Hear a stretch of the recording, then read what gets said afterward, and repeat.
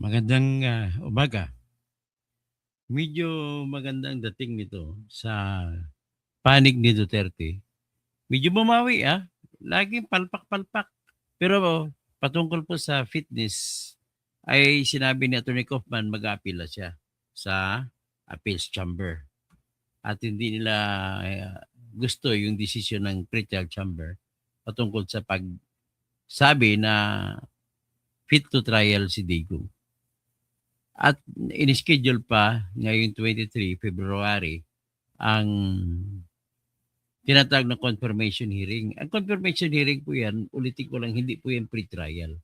May misnomer ang pre-trial, ako ng misnomer din ako, pero hindi po pre-trial yan. Ano lang yan, malapit na katulad sa ating proseso yung ginagawa. Kasi sa ating Pilipinas, may pre-trial tayo. Magandang umaga po. So ngayon sa atin, ang ating pag-usapan dito ay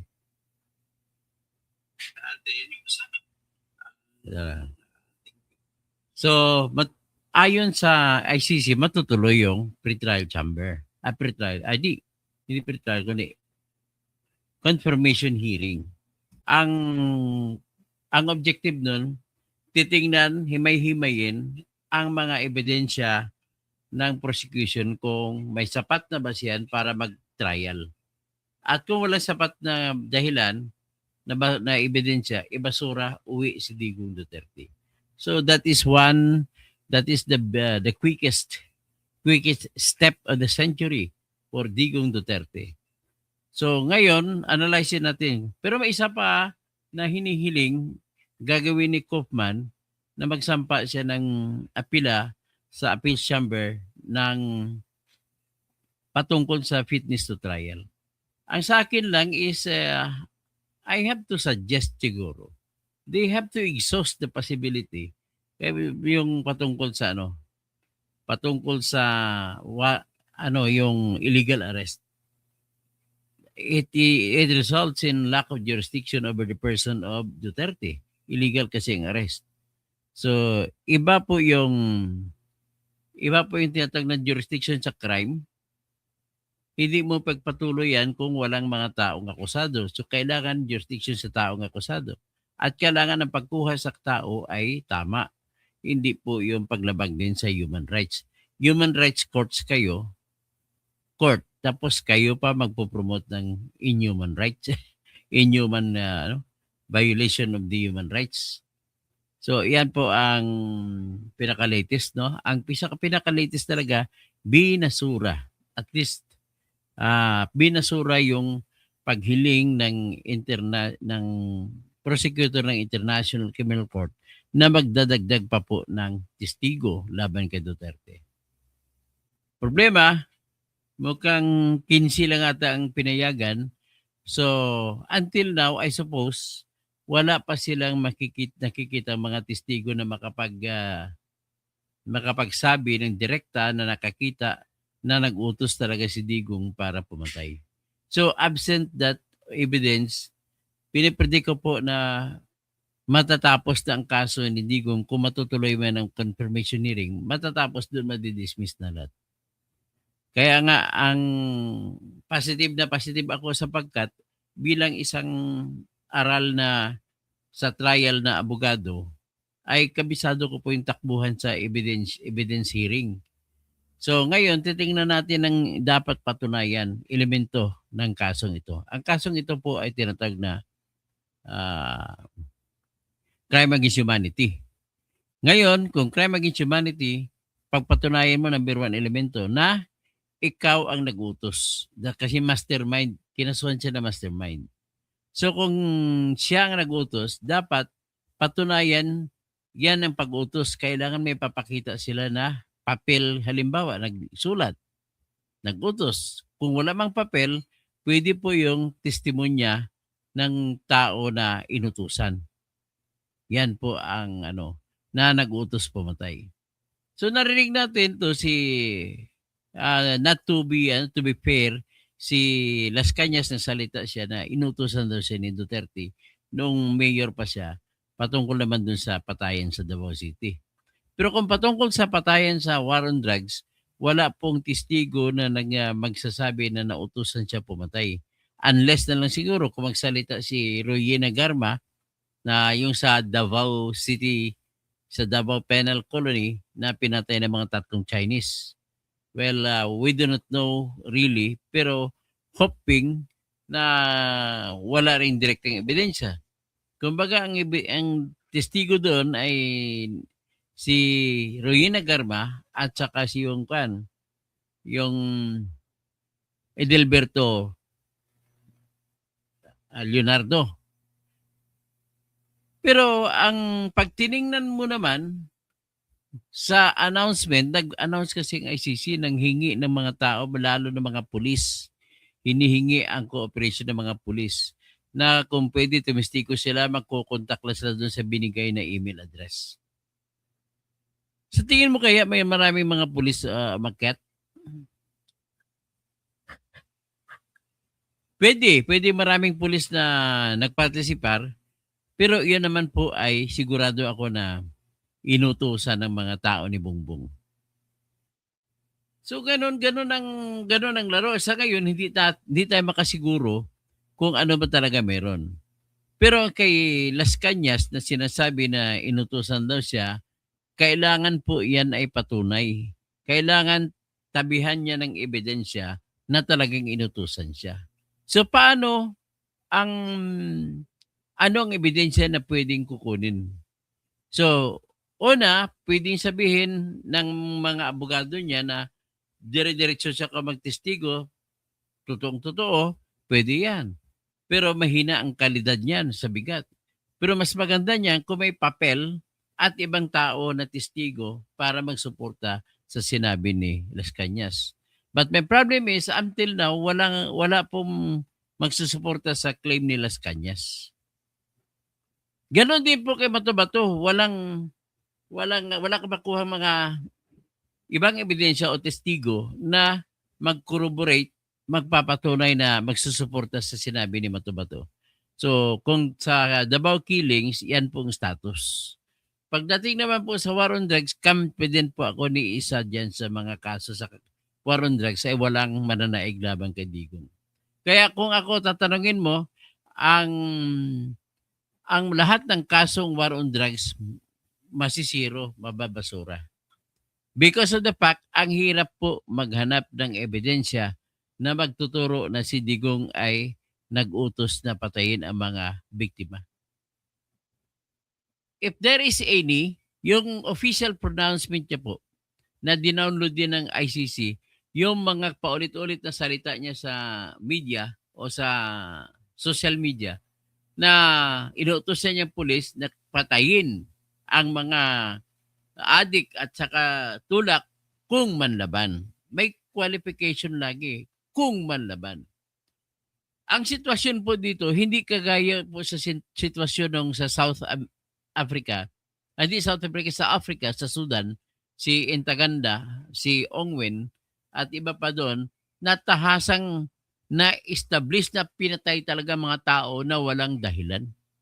Ang kay Ongwen dyan, ang labanan ng dalawang tribo eh.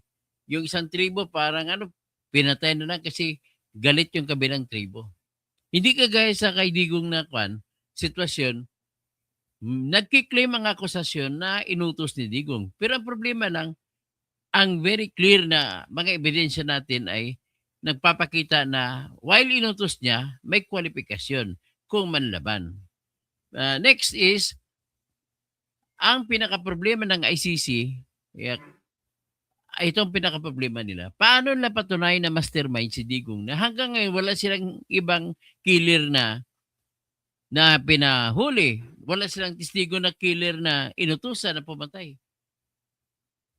Sa totoo lang, sa ngayon po, bilang isang aral na abogado, wala po akong nakitang delikado na aakyat itong kasong ito sa trial.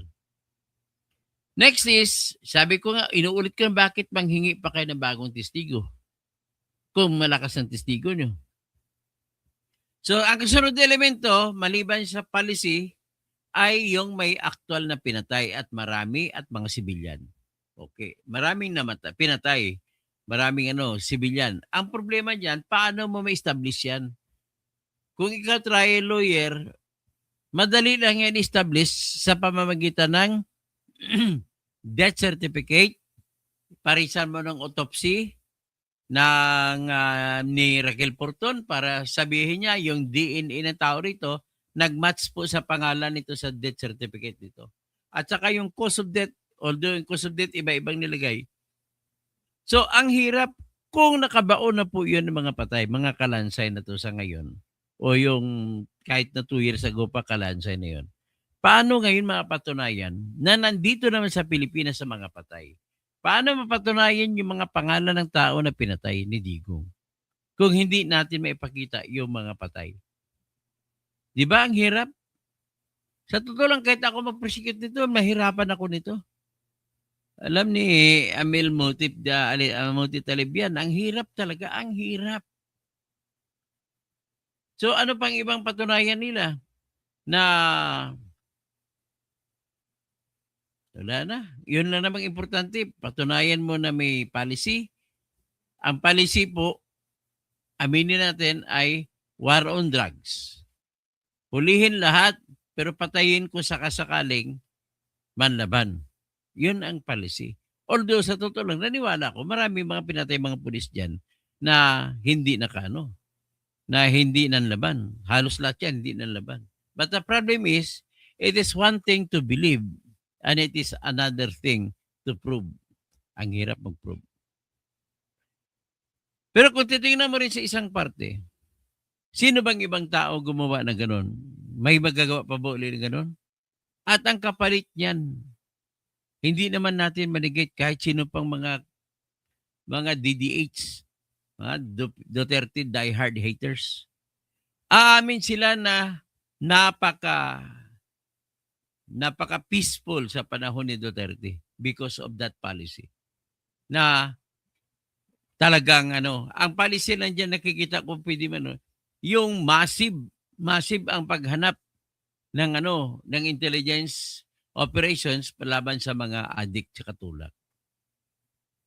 Yun lamang hanggang sa paghanap. Pero pagpapatay, hindi natin alam kung may sugo si Digong o wala.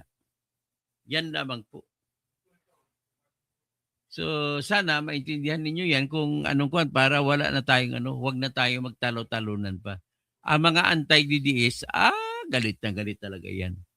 O ngayon, pumapalakpakin sila nung nadina yung pito trial ni Digong.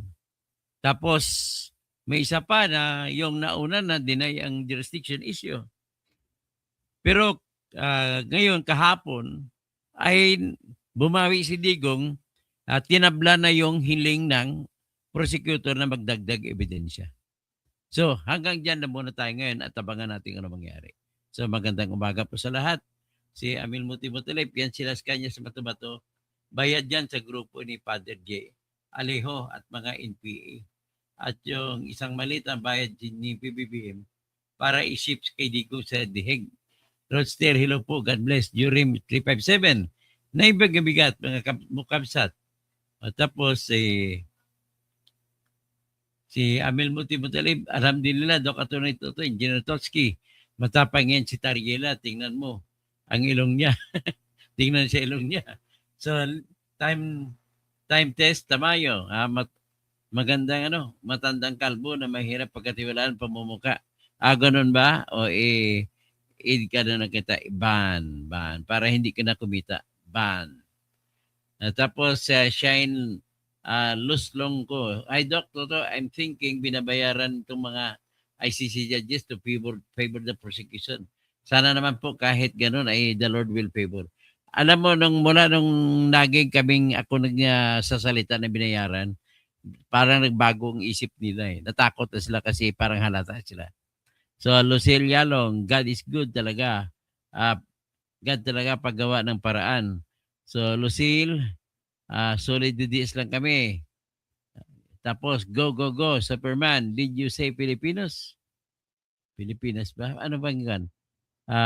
Wala na. Hanggang doon na lang tayo, no? Sino po iba? Love Heart Islam. O, Dok, Miriam. Okay, Abs. Magandang umaga. Magandang gabi. Kahit ako ang pulis, may utos man o wala.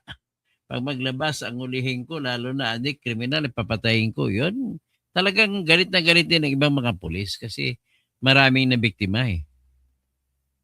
So, sino pa? Si Jonila Laguador. Good morning po. So, hanggang dyan na muna tayo ha. Babalik ako, babalik.